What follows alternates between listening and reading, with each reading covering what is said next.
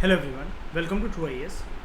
हम लोग वेटलैंड्स के बारे में डिस्कस कर रहे थे और प्रीवियस लेक्चर हम लोगों ने बहुत अच्छे से इसकी एनालिसिस करी थी कि वेटलैंड का हर एक सस्टेनेबल डेवलपमेंट गोल के साथ क्या लिंक है। इसको हमने बहुत अच्छे से देख लिया था। अब हम लोग बात करते हैं कि रीजंस क्या हैं वेटलैंड जो डिप्लीट हो रहे हैं। ये रीजंस भी वही रीजन हैं जिसकी वजह से एस्चुरीज डिप्लीट हो रहे हैं, मैनग्रोव्स डिप्लीट हो रहे हैं, है ना। यही सब होगा श्रेया, क्योंकि अल्टीमेटली मैनग्रोव्स हो चाहे एस्चुरीज हो कुछ भी हो, है तो वो पार्ट अल्टीमेटली वेटलैंड का। हमने चैप्टर के अंदर पढ़ा था, ये एक अम्ब्रेला टर्म है, चैप्टर का नाम भी यही है ना। सेम चीज़ें, दिमाग के ऊपर कोई प्रेशर नहीं, नॉर्मल तरीके से सुनो, वही पॉइंट्स देखने को मिलेंगे।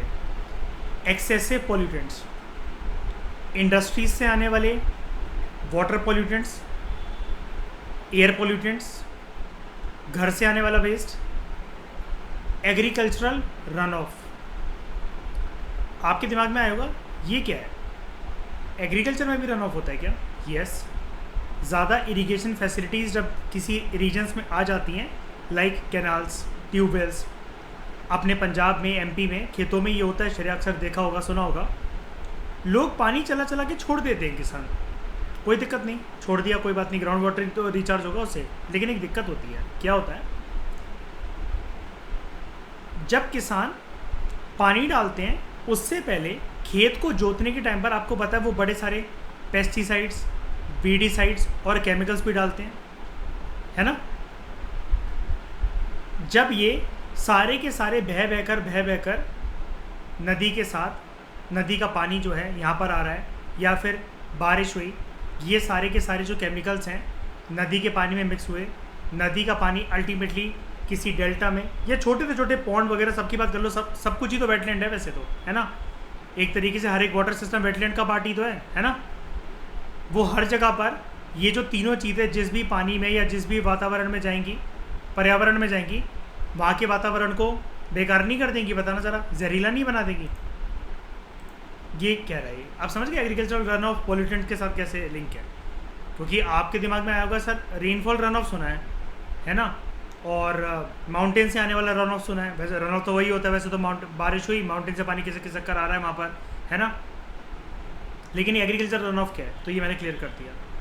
तो एक्सेसिव पॉल्यूटेंट्स इन सारे सोर्सेज से ये वेटलैंड के अंदर डंप होते हैं, और फिर उसके बाद रिसाइकलिंग कैपेसिटी जो होती है इसकी अच्छी नहीं होती है। जैसा कि हमने मैनग्रोव्स और उसके कंटेक्स्ट में अभी पढ़ा था ना प्रीवियस लेक्चर्स में, 2-4 लेक्चर पहले, कि नए नए मैनग्रोव्स इंसान उगाने की कोशिश कर तो देता है, लेकिन वो अच्छी चीज़ नहीं है, उससे कुछ नहीं होने वाला, है ना।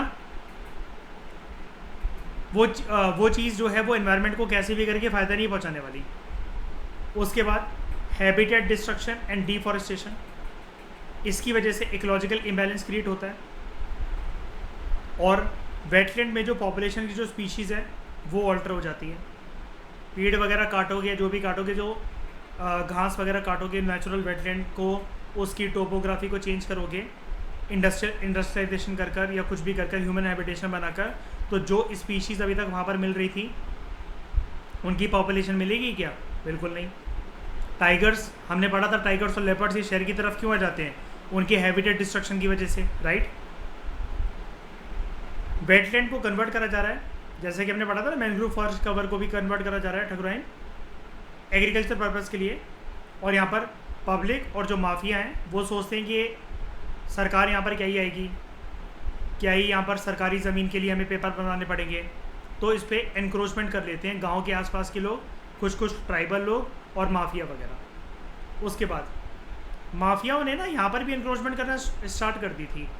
दिल्ली में जो अरावली हिल्स है ना, जो पूरे राजस्थान से जो चीन बनकर आती है, वहाँ पर भी फिर बाद में दिल्ली पुलिस और दिल्ली हाई कोर्ट की कंबाइंड एफर्ट के बाद उनको वहाँ से निकाला गया। पता है क्यों? अरावली में ना रेत बहुत अच्छी मिल जाती है इस वजह से, और वो रेत माफिया थे। ओवर फिशिंग और फिश फार्मिंग, एक्वाकल्चर की वजह से ये बर्बाद हो रहे हैं, डिप्लीट हो रहे हैं। जो दलदली मिट्टियाँ हैं वेटलैंड के पास, वहाँ पर ओवर ग्रेजिंग हो रही है। ये ओवर ग्रेजिंग कौन करता है? बड़ी सारी फॉनल स्पीशीज चरने जाते हैं, ठीक है। और जो मार्शी सॉइल्स हैं, मार्शी सॉइल्स में ये नमी वाले सॉइल होते हैं, यहाँ पर घास भी अच्छी उगेगी, राइट। अगर पॉपुलेशन पास में रह रही है और वो पशुपालन कर रहे हैं, एनिमल हस्बेंड्री कर रहे हैं, तो वो यहीं पर चरवाने लेकर जाएंगे ना अपने गाय भैंस भेड़ बकरियों को। ये रीज़न है। उसके बाद removal of sand from beds near seas, इसकी वजह से जो वेटलैंड है they became vulnerable to wave action and tidal bore. पानी वगैरह वहाँ पर ज़्यादा जाएगा जिसकी वजह से कोस्टल रीजन की फ्लडिंग हो सकती है। एंड ये पूरा प्रोसेस याद है ना कि सैंड ये रिवर बेड में से, सी बेड में से ये सैंड कैसे रिमूव होती है।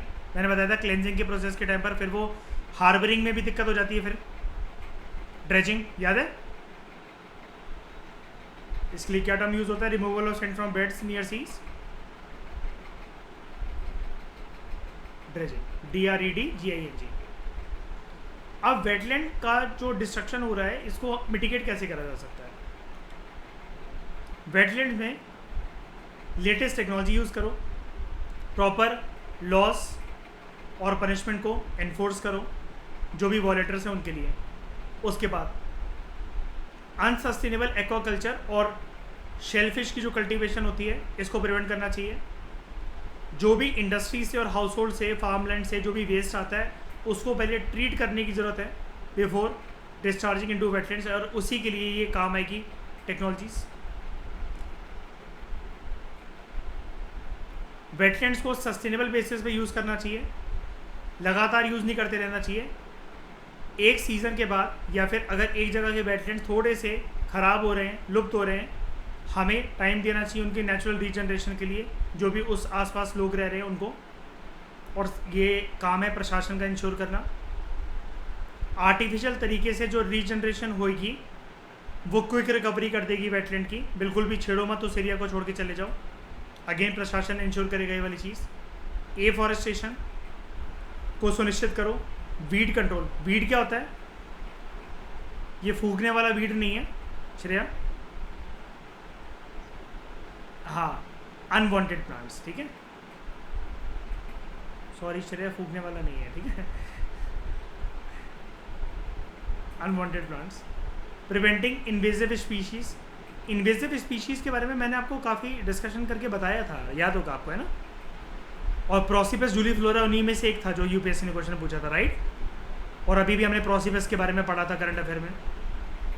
उसके बाद प्रिवेंटिव मेजर्स लिए जाने चाहिए to stop the introduction of exotic invasive species like water hyacinth. ये आसपास के स्पीशीज़ को या उस रीजन में जो रह रहे होंगे उनको मार डालेगा, बर्बाद कर देगा।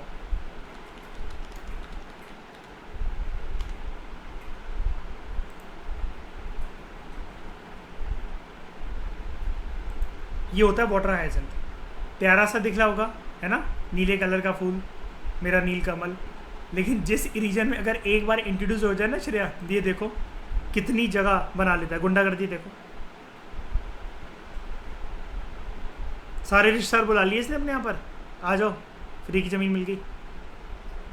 दिक्कत पता क्या होती है इससे, ये रह रहा है तो रह रहा है और किसी को नहीं रहने देते इनवेसिव स्पीशीज़, पता है ना ये वाली बात। हाँ, मार डालते हैं। उसके बाद soil conservation measures and afforestation. Grazing को प्रिवेंट करना चाहिए, स्पेशली वेटलैंड्स की पेरीफेरीज पे, वेटलैंड्स की बाउंड्रीज पे। Wildlife conservation, sustainable tourism, eco tourism और लोकल पॉपुलेशन को सेंसिटाइज करने की ज़रूरत है। यूट्रोफिकेशन को कैसे भी कर रोकना होगा। और यूट्रोफिकेशन का एंड आउटकम क्या निकलता है, ऑक्सीजन की कमी हो जाती है ना, डिजॉल्व ऑक्सीजन की, राइट। एल्गल ब्लूम भी हो सकता है इसकी वजह से, पढ़ा होगा, है ना। जो न्यूट्रिएंट डिस्चार्ज होते हैं वाटर बॉडी के अंदर उनको उनकी प्रोसेसिंग करके, अगर अदरवाइज अगर वो अनप्रोसेस होना तो ये खतरे की निशानी है। फिर involving the local population in the conservation of wetlands. अब अभी तक मेजर्स क्या लिए गए हैं वेटलैंड को प्रोटेक्ट करने के लिए। रामसर कन्वेंशन एक तो वेटलैंड के ऊपर, इंडिया के अंदर बड़ी सारी साइट्स है जिसको भारत की सरकार ने रामसर से डिक्लेयर करा हुआ है। एक ग्लोबल ऑर्गेनाइजेशन है वेटलैंड इंटरनेशनल। फिर हमारे देश में 2 प्रोग्राम प्लान्स हैं, national plan for conservation of aquatic ecosystem NPCA और national wetlands conservation programme NWCP। फिर वेटलैंड्स की कंजर्वेशन और मैनेजमेंट के ऊपर कुछ रूल्स हैं। इन्हीं से प्रीलिम्स के क्वेश्चंस निकलते हैं और मेंस के क्वेश्चन निकलते हैं।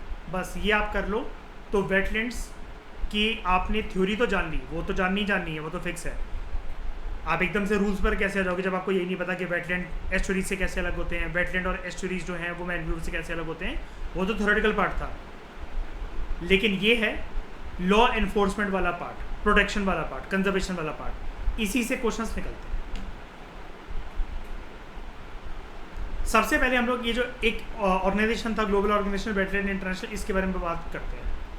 वेटलैंड इंटरनेशनल एक NGO है जो कि अपने आप में ग्लोबल ऑर्गेनाइजेशन है। ये NGO वर्ल्ड वाइड काम करता है। इसका मैंडेट है to sustain and restore wetlands और उनके रिसोर्सेज लोगों के लिए और बायोडाइवर्सिटी के लिए, फ्लोरा एंड फौना के लिए और स्पेशल लोगों के लिए।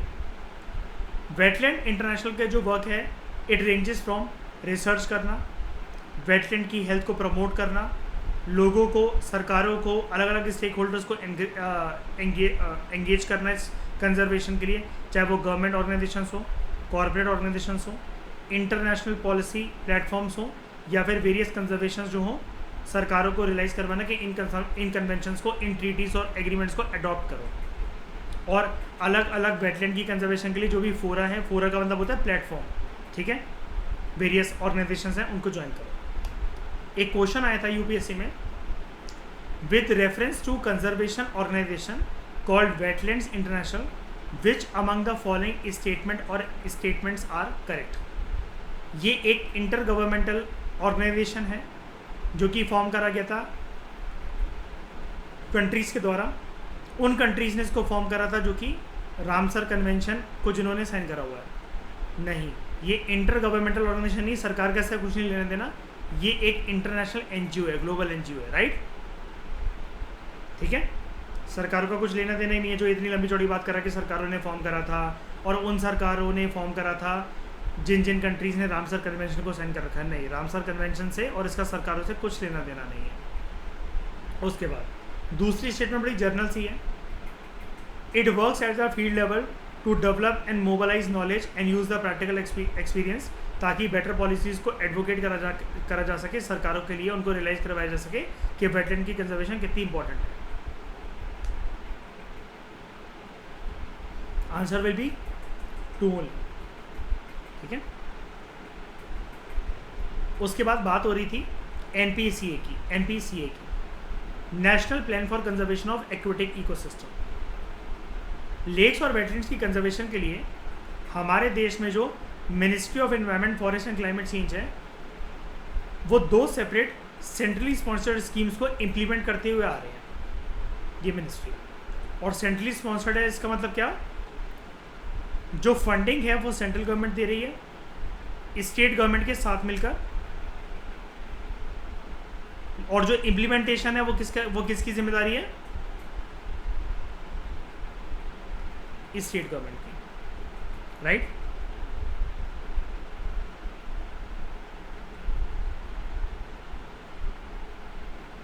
एक मिनट रुकना।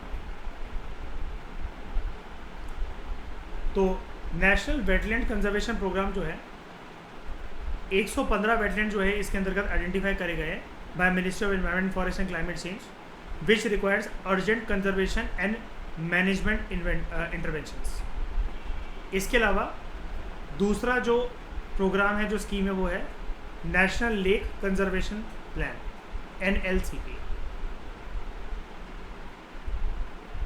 इनके बीच में, क्योंकि ऑब्वियसली बात है दोनों चीज़ें किससे रिलेटेड है, अगर मैं कीवर्ड को मार्क करूँ, कंजर्वेशन, और ज़्यादा कोई फ़र्क नहीं है। देखो यहाँ पर वेटलैंड्स, यहाँ पर लेक, इनके बीच में एक कॉमन सिनर्जी को पैदा करा जा सके, यानी कि ये प्रोग्राम दूसरे प्रोग्राम से अलग ना चले, सेम प्लान ऑफ एक्शन के साथ, सेम एनर्जी एंथुसियाज्म के साथ चले, to promote better synergies between this national wetland conservation programme and national lake conservation plan.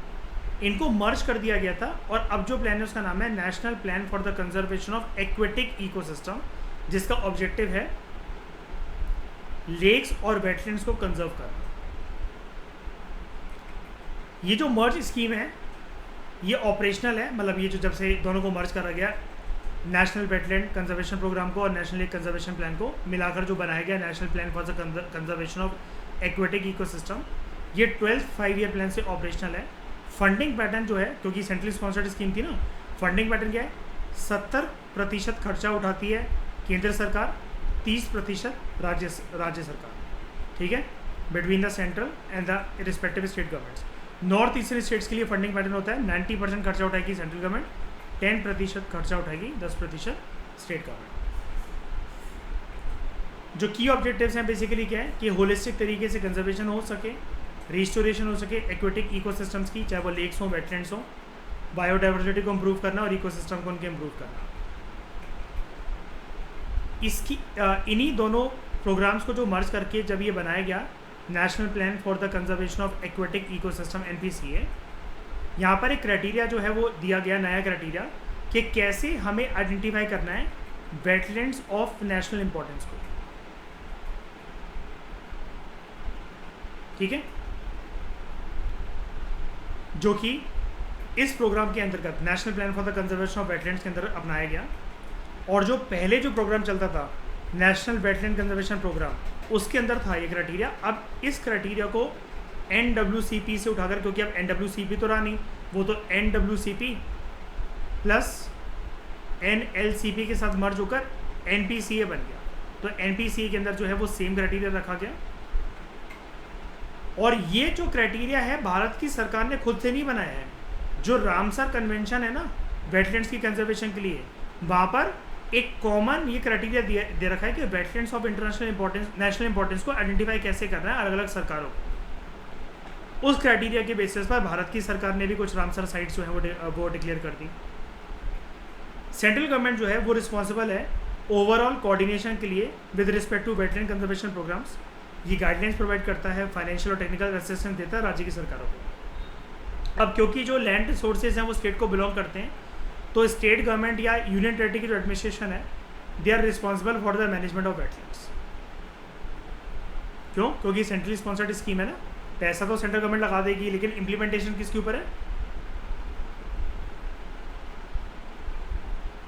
State government. यहाँ तक बात समझ में आई?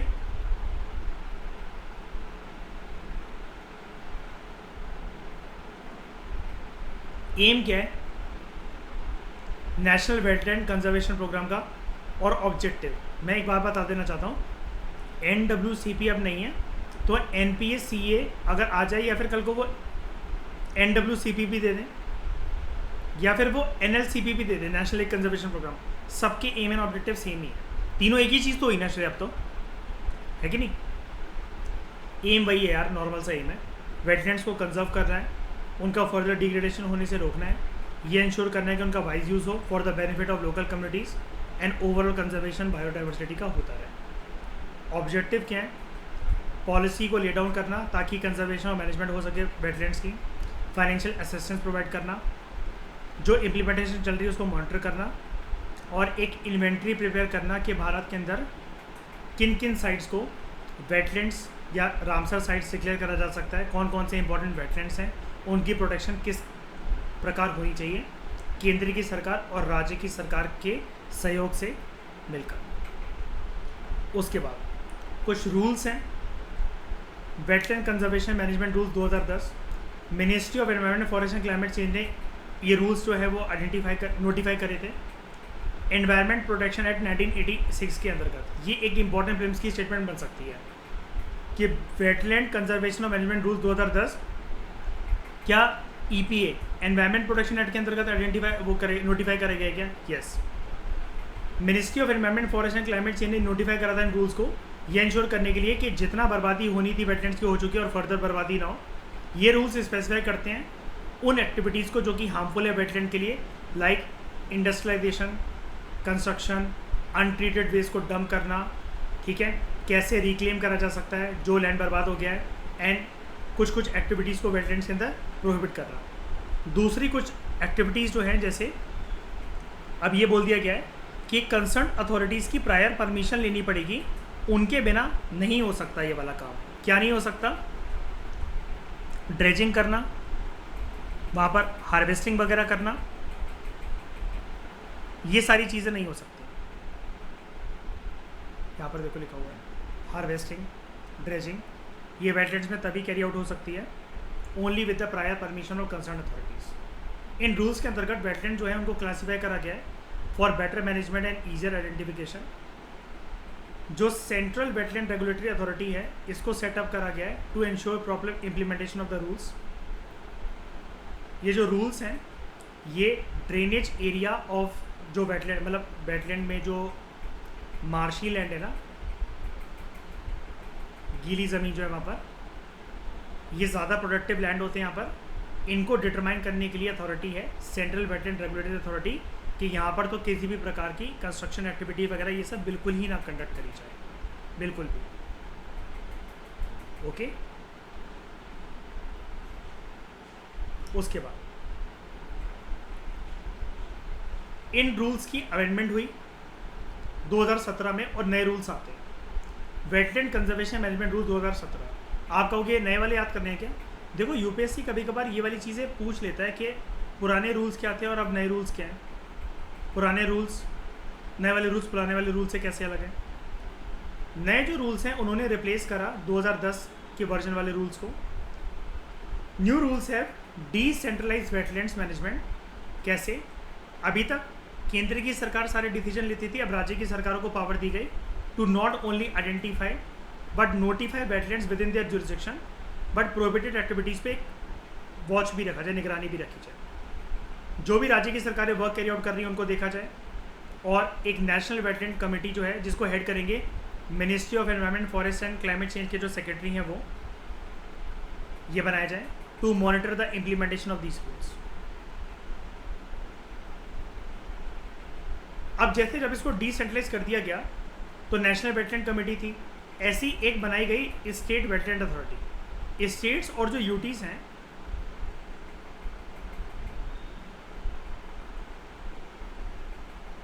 उनको रिस्पॉन्सिबिलिटी दी गई कि वेटलैंड को मैनेज करो by setting up state and UT wetland authorities. इसको भी हेड करेंगे एनवायरनमेंट मिनिस्टर,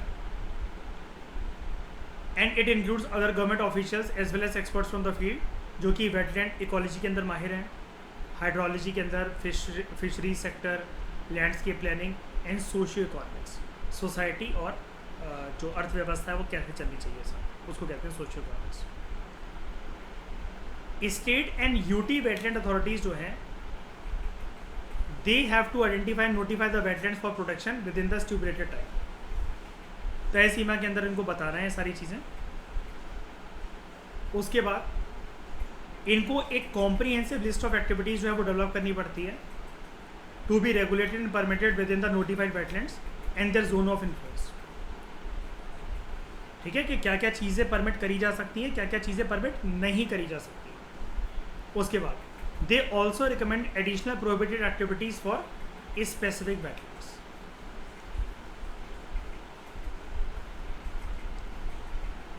ये जो स्टेट और यूनियन टेरिटरी की SWA को मैं अगेन रिपीट कर रहा हूँ, यहाँ पर दे रखा है, ये देखो मैं मार्क कर देता हूँ उसको। State and UT wetland authorities, it will define strategies for conservation and wise use of wetlands. और ये वाइज यूज के ऊपर ना क्वेश्चन आया था मेंस के अंदर 2018 में GS पेपर 3 में कि वेटलैंड्स के दिशा में ये वाइज यूज का कंसेप्ट क्या है। फिर